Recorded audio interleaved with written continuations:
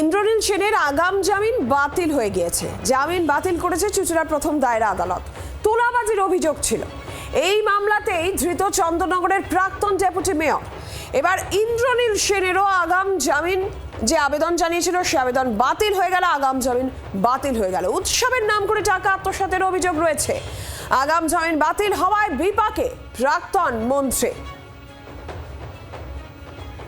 এই মুহূর্তে সরাসরি বিধান সরকার প্রতিনিধি রয়েছেন আমাদের সঙ্গে। বিধান, ক্রমশ চাপ বাড়ছে ইন্দ্রনীল সেনের, এবার আগাম জামিনও বাতিল।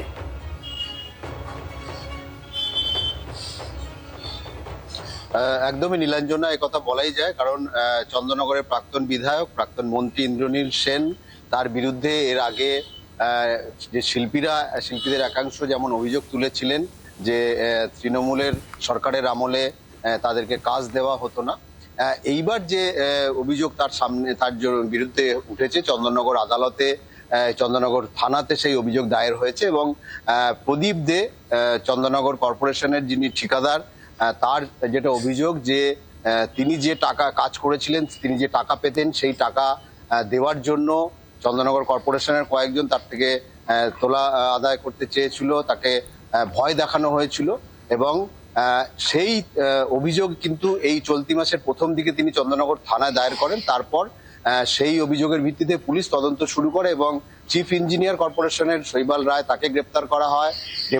প্রাক্তন ডেপুটি মেয়র মুন্না আগরওয়াল, তাকে গ্রেপ্তার করা হয় এবং ইন্দ্রনীল সেনকেও এই মামলাতে যুক্ত করা হয়। অভিযোগ মূলত তোলাবাজি, বিশ্বাসভঙ্গ এবং প্রতারণার। এই মামলাতেই চুঁচুড়া আদালতে গতকাল প্রথম দায়রা যে বিচারক রয়েছেন আদালতের, সেখানে আগাম জামিনের আবেদন জানিয়েছিলেন প্রাক্তন মন্ত্রী। সেই আবেদন কিন্তু খারিজ করে দিয়েছে আদালত।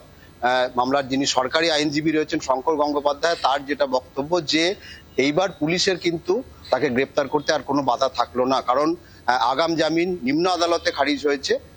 এরপরে ইন্দ্রনীল সেন হয়তো হাইকোর্টে যাবেন, কিন্তু এই মামলাতে ইতিমধ্যেই মুন্না আগরওয়াল অর্থাৎ ডেপুটি মেয়র, তাকে গ্রেপ্তার করেছিল পুলিশ। তারও কালকের ডেট ছিল এই আদালতে।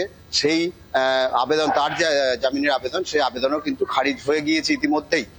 এবং তুমি জানো যে ইন্দ্রনীল সেনের বিরুদ্ধে এর আগেও অভিযোগ উঠেছিল নানা বিষয়ে। চন্দননগর পুরো বোর্ড ভেঙে দেওয়া হয়েছে, সেখানে প্রশাসক বসানো হয়েছে এবং আর এবার এই যে তোলাবাজির অভিযোগে থানায় অভিযোগ হয়, এই মামলাতেও ধৃত চন্দননগরের প্রাক্তন ডেপুটি মেয়রও, যেমনটা আপনাদের বলছিলাম। তবে ইন্দ্রনীল সেনের উপর চাপ কিন্তু বাড়ছে। ইন্দ্রনীল সেন আরো বিপাকে, তার কারণ এবার তার বাতিল হয়ে গেল আগাম জামিনের আবেদন।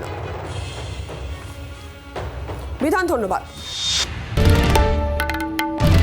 বাংলার আওয়াজ, বাঙালির আবেগ, জি 24 ঘন্টা।